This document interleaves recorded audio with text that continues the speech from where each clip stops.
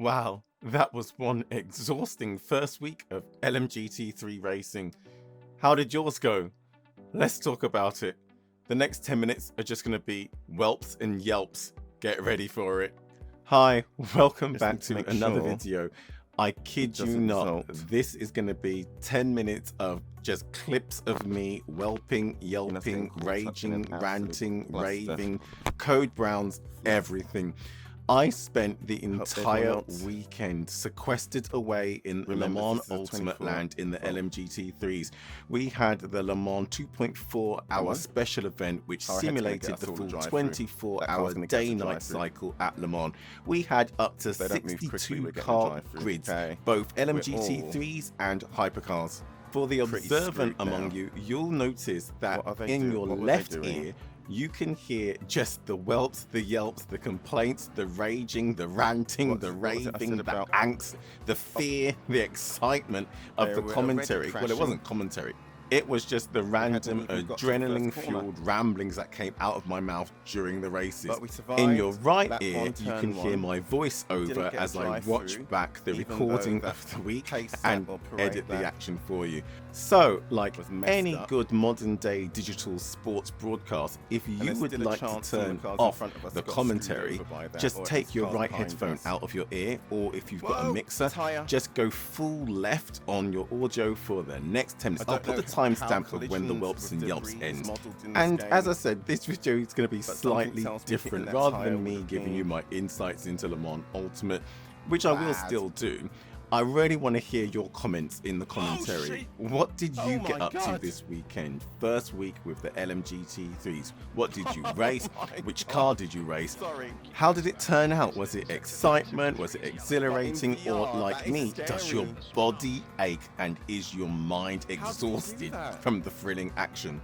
I haven't raced this much in a single weekend since I was fully invested in iRacing back before lockdown, before the pandemic, when my teammates and I would regularly enter the World Tour events and do, whether it was the 24 hours of Le Mans, 12 hours of Sebring, whatever it was. And we would have to put together those schedules where across the European races that we had and the North American races, we would race through the nights. And your worst stint might be a double stint, or if there was an issue and somebody couldn't turn up for their stint, you might do a triple. So you might do 3 hours, maybe 4 hours behind the wheel. I think I once did a 5-hour or 6-hour Ironman, or 5-point-something hours. Back then, I would have had my Pimax 5K X headset, and I'm telling you, after 90 minutes, 2 hours, 3 hours, after doing a stint like that, my eyes would be dry, they would be tired, they would be itchy. So imagine doing 2 or 3 stints across the 24 hours. By the time Monday morning came and I had to go back to work, I had a headache, my eyes felt like I'd thrown sand into them, or maybe some salt as well. And I don't know, my eye sockets would always feel as though someone was reaching in and trying to pull my eyes out. So, plug for the BigScreen Beyond, I feel perfectly fine. My eyes did not feel fatigued at any time, and I did 4 races, so that's 2.4 hours of racing, where you add on the 20-minute or 25-minute qualifying session, a 10-minute practice session. You're up to 3 hours per session. And before the 4 races that I did across the 2 days, I did get in maybe an hour and a half of practice. So I did almost 12 hours, 13, maybe push it up to 15 hours across the 48 hours. And whilst my eyes felt perfectly fine, I didn't have a headache either.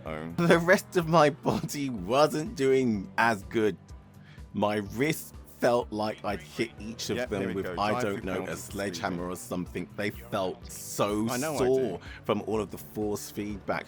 My calves felt like I don't know, like I'd been climbing a stair climber for 6 hours. My hip, one of my hips felt like I was 90-year-olds, let alone in my 5th decade. And I don't know, I just had this feeling of absolute exhaustion. That was the low point. The almost as low was the fact that I did 4 races and I didn't get a single race without issue. The first race, I choked in qualifying. I was going to say something else. And well, you've seen all of the, oh my god, what are you doing? The second race, considering I did an entire video on the difference between a GT World Challenge GT3 and a WEC LMGT3, you would have thought that I would have noticed the 2024 spec for LMGT3 also had virtual energy tanks, that it wasn't something coming in 2025.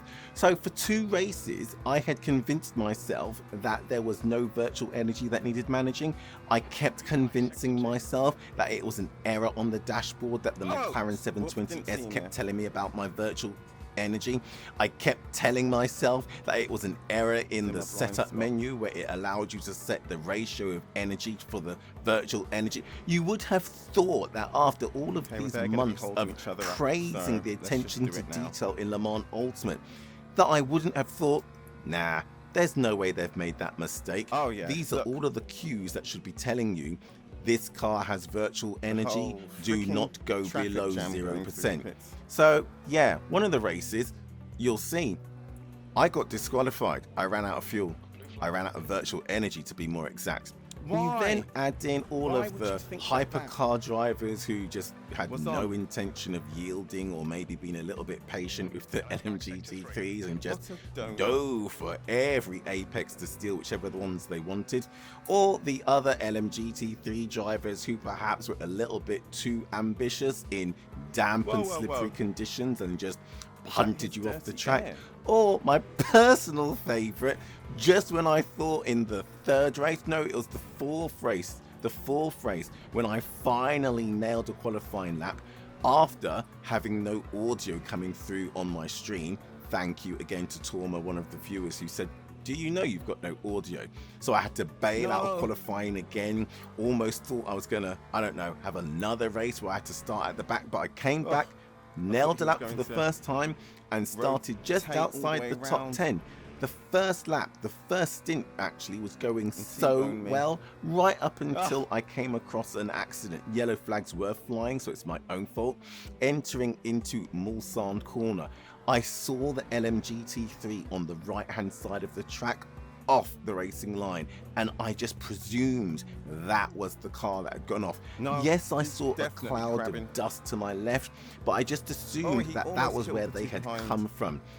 As the dust started to clear and I started to put my foot down to clear the yellow zone, backing out of the sandy haze came a Ferrari 296 yep, DNF me from that race. I was like, oh my god, are you kidding me? I've invested 12 hours this weekend and I haven't yet got a good race. Wait till you see that at the end of this video. However, considering all of the angst, the frustration, and all of the, I don't know, that anxiety that came with all of that adrenaline, it has got to have been one of the best weekends of racing I have had in years. Genuinely, I cannot tell you how much satisfaction I was getting out of just driving the car and pushing it, maybe not to 100% for every single lap, but you know when you're in the zone and you're pushing no lower than 95% of your full ability for a 2.4 hour race. Okay, yeah, I just told you I didn't make 2.4 hours for all 4 races. I at least finished 2. I finished 2, I believe. But to be able to just go out and just, I don't know, explore the absolute performance edge of the car, every single lap throwing up a different challenge, but every single lap you felt either in control of the car or at least attuned to what the car was doing. Le Mans Ultimate is just that good. I know I sound like a shill every single time I say it, but it is just that good that even when it's going wrong, it's going so right. So good to see the participation levels that we've had, and I hope that they persist.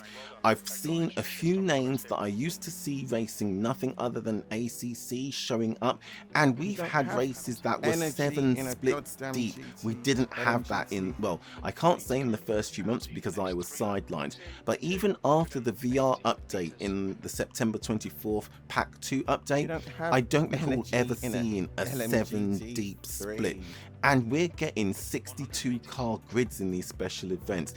LMGT3s have arrived and they have brought some amazing participation levels and some amazing racing. They have also brought some amazingly atrocious rating, but you expect that, right? Whether it's iRacing, ACC, AC, R Factor 2, Race Room, whether it's an Automobilista 2, or Le Mans Ultimate. If you're in an open lobby session, you're going to get a complete spectrum of ability, but you're also going to get a complete spectrum of race etiquette.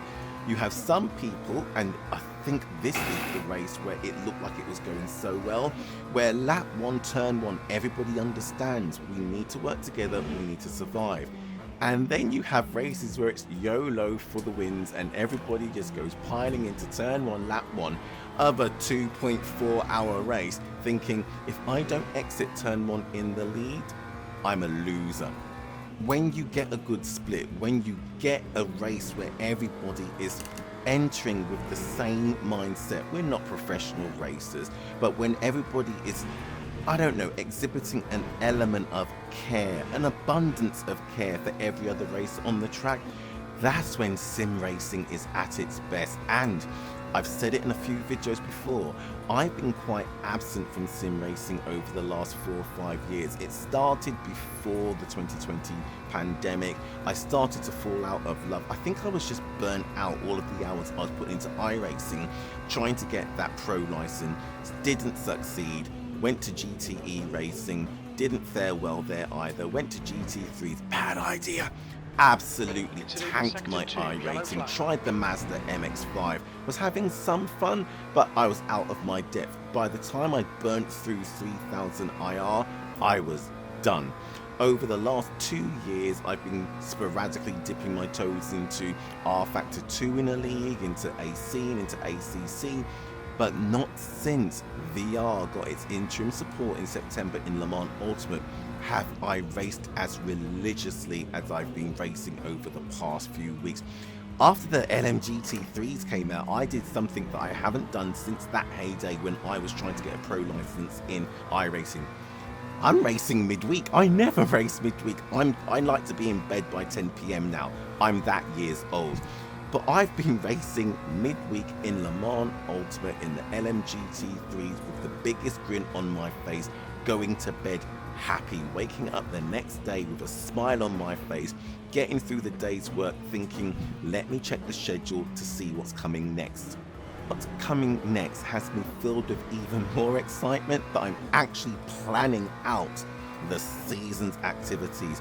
I intend to do the LMGT3 Fix series on a Friday. I intend to then do the LMGT3 Trophy series on a Saturday, and then either Saturday and Sunday or just Sunday I plan on doing the Le Mans series, which will again bring me back to Le Mans in the LMGT3s. I probably won't do the multi-class series because I think that's a Wednesday and I really don't want to be racing on a Wednesday. But that's 3 series in the newly arrived championships that have come to us via Race Control that I intend to enter. That is how much I am enjoying Le Mans Ultimate at the moment. But that's enough about me. Tell me about your first week. What have you raced? Have you raced? How did the races go? Have you just watched other people racing? What car is currently putting a smile on your face? And what are your plans moving forward? Do you intend on racing any of the championships? If so, which one and why?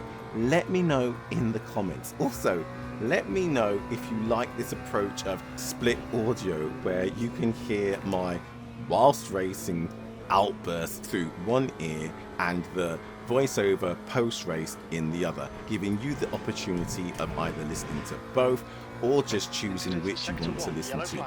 Let me know. Your feedback is appreciated. And also, thank you to everybody who's tuned in whilst I've been live streaming. That was an experiment. I haven't streamed for years. My internet hasn't allowed me to, but it's been really great having people along for the ride, again, as I've been absolutely rinsing Le Mans Ultimate during the week and during the weekend. Thank you to everybody that commented, for every single video that had a comment. It's given me something to think about and to come back to you on.